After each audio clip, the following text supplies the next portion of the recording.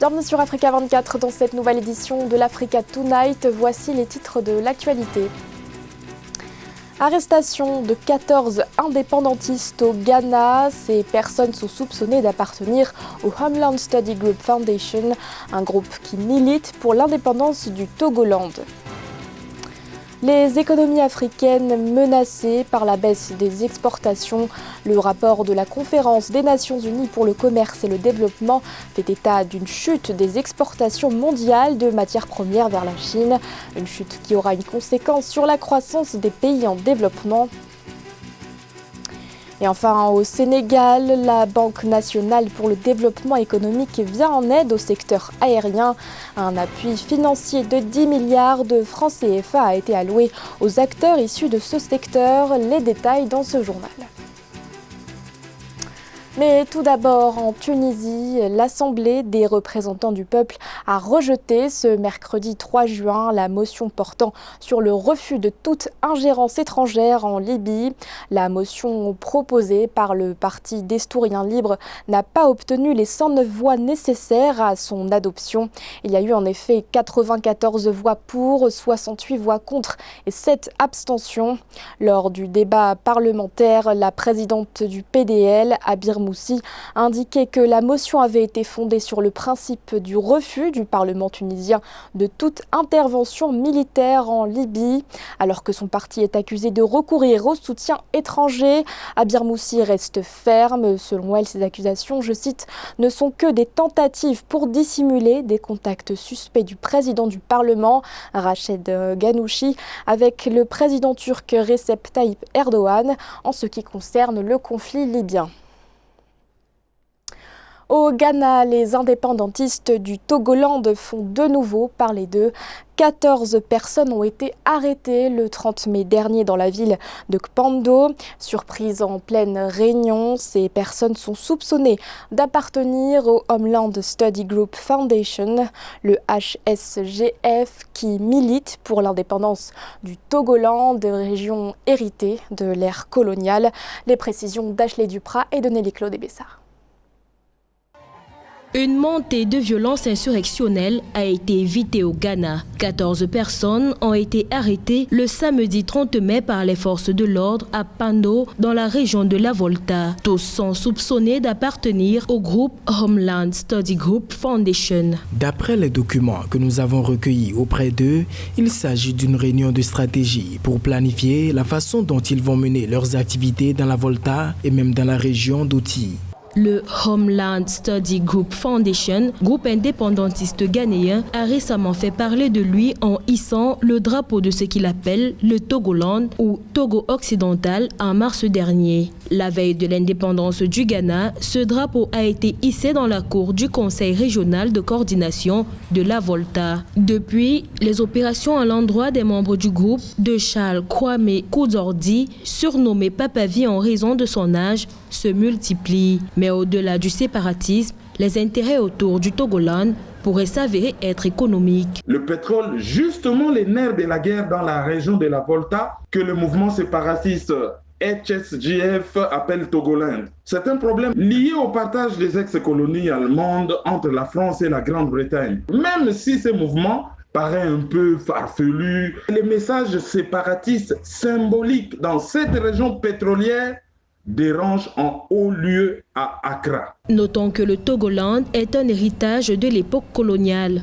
De 1884 à 1914, le Togo occidental était un protectorat de l'Empire allemand, institué à l'occasion du partage de l'Afrique. Ce n'est que 2 ans après la reddition de la colonie qu'elle fut intégrée au Ghana actuel suite à l'administration britannique. Conséquence directe de la crise sanitaire, la baisse des exportations menace les économies africaines. Selon un rapport de la Conférence des Nations Unies pour le commerce et le développement, les exportations mondiales de matières premières vers la Chine ont chuté de 15,5 milliards de dollars. Une chute vertigineuse qui pourrait provoquer une perte de 9% en termes de taux de croissance annuel dans les pays en développement. Corinne Kamzefem. En raison de la pandémie à coronavirus, l'Afrique pourrait pour la première fois depuis 25 ans entrer en récession économique avec une croissance attendue à moins 5,1% selon la Banque mondiale. Une situation tributaire de la baisse drastique des exportations sur le continent, principalement dans le secteur minier.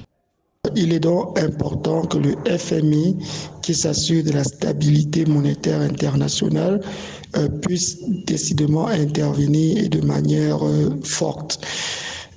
Il est temps qu'il apporte de manière importante des ressources qui pourraient permettre aux pays africains d'amortir le choc de cette baisse de la demande en matières premières.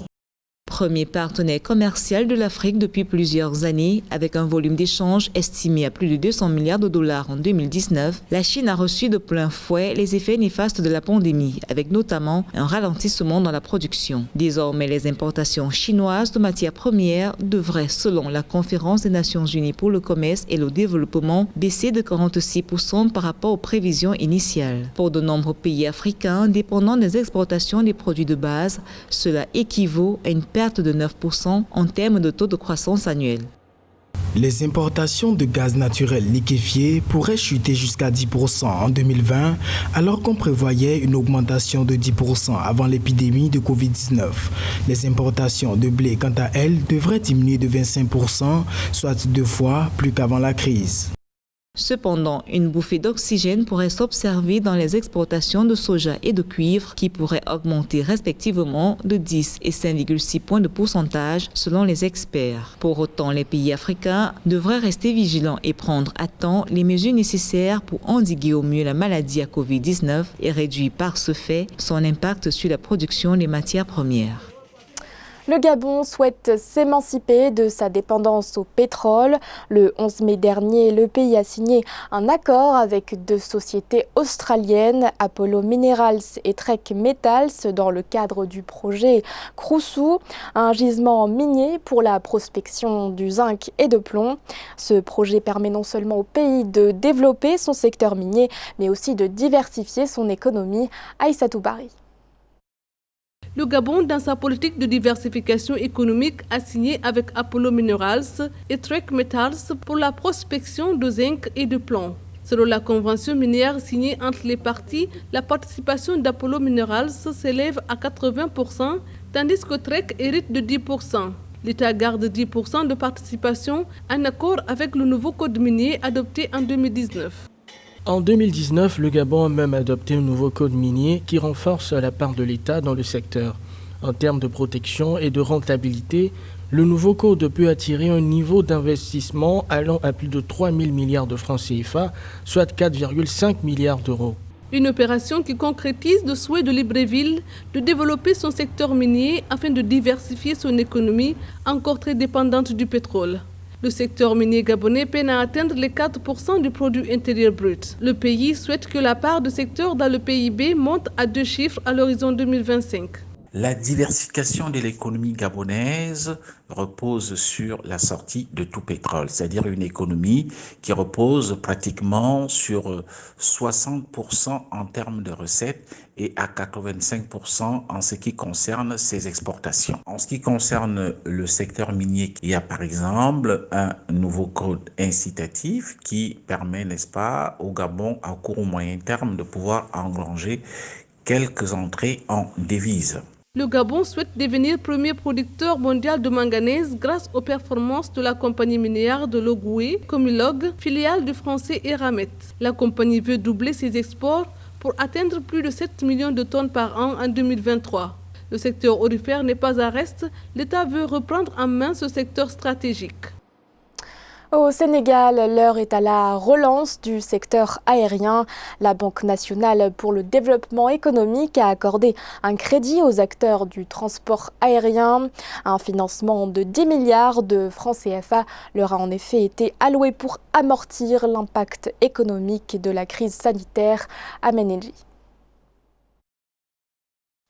Au Sénégal, le ministère du Tourisme et des Transports aériens et la Banque nationale pour le développement économique, dans le cadre de la mise en œuvre du programme de résilience et de relance des transports aériens, ont mis à la disposition des acteurs du secteur un montant global de 10 milliards de francs CFA. Une mutualisation des ressources qui va vers la pérennisation de la croissance économique telle que projetée dans le plan Sénégal émergent. C'est une mesure qui tombe à temps opportun, mais il en faudra encore plus si on veut véritablement voir la compagnie Air Sénégal redécoller avec le même dynamisme de croissance. Les prévisions indiquent que les compagnies aériennes africaines perdront près de 8 milliards de dollars en termes de perte de revenus pour l'année 2020. La Banque nationale pour le développement économique veut contribuer au maintien d'une stabilité macroéconomique et financière, surtout que le secteur pourrait enregistrer une perte de chiffre d'affaires de 172 milliards de francs CFA sur une période de 3 mois. Une situation qui mettrait en péril près de 156 000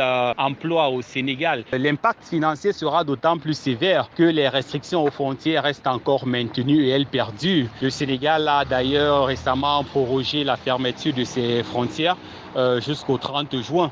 Donc voilà encore un mois de manque à gagner. Au-delà du Sénégal, c'est évidemment toutes les compagnies ouest-africaines et globalement toutes les compagnies du continent africain qui sortiront de cette crise avec des répercussions sévères quant à la viabilité de leur trésorerie. Les fonds attribués aux acteurs du secteur aérien via le programme de résilience économique répondent aux besoins spécifiques des bénéficiaires et prennent en compte des taux d'intérêt préférentiels assortis de périodes différées, exceptionnellement en raison de la crise sanitaire. Et parallèlement, les manifestations contre le couvre-feu tournent à l'émeute au Sénégal. Plus de 40 personnes ont été interpellées à la suite de violentes manifestations dans plusieurs villes du pays. Des manifestations qui ont débuté ce mardi 2 juin et qui se sont prolongées dans la nuit. Parmi les villes touchées figure notamment celle de Touba, située à 200 km à l'est de Dakar, où les protestataires ont brûlé 3 véhicules de police ainsi qu'une ambulance. Les manifestations ont aussi gagné la ville de Mbaké, où les protestataires s'en sont pris à certains médias. Pour rappel, le couvre-feu de 21h à 5h du matin avait été mis en place le 23 mars dernier par le président Macky Sall pour lutter contre la propagation du coronavirus.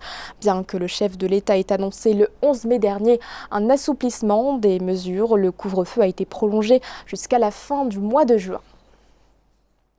La colère monte à Bamako. Depuis le début du mois d'avril, les habitants sont confrontés à des coupures d'électricité.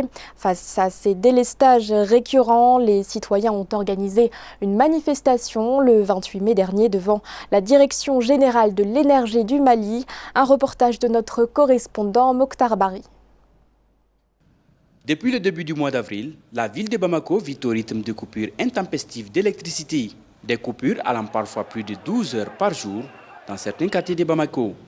Les conséquences sur les activités lucratives sont évidentes, comme c'est le cas de ce couturier, obligé de recourir à un groupe afin de respecter ses rendez-vous. On peut utiliser presque 7 000 francs par jour. C'est comme le prix du carburant. Bon, pourtant, si nous on fait notre calcul, par mois, souvent même, on n'atteint même pas 5 000 francs. Si c'est l'électricité. Mais vous-même, imaginez, par jour, 5 000 jusqu'à 7 000 francs. Donc, c'est une perte pour nous. De plus en plus d'associations et de citoyens n'hésitent plus à exprimer leur colère, surtout en cette période de forte chaleur. Je peux demander à l'autorité malienne de revoir cette situation, de vraiment trouver une solution à cette situation pour nous-mêmes, pour la population. Parce que la vie de tout le monde n'est pas la même. Mais pour nous, notre avis est que eux, ils sont chez eux, sous leur clim, sous leur ventilo. Nous, en tant que pauvres, nous sommes ici, sans ventilo, ni clim, ni même l'électricité. Les manifestations contre le délestage avaient amené le Conseil supérieur de la défense à lever le couvre-feu, instauré le 25 mars. Notons qu'avec les mesures anti-Covid-19, le gouvernement a consenti des efforts sur les factures d'électricité et d'eau, avec une gratuité sur les compteurs de 5 ampères. Ce journal a été réalisé par l'ensemble de la rédaction. Merci de votre fidélité. L'actualité continue sur Africa 24.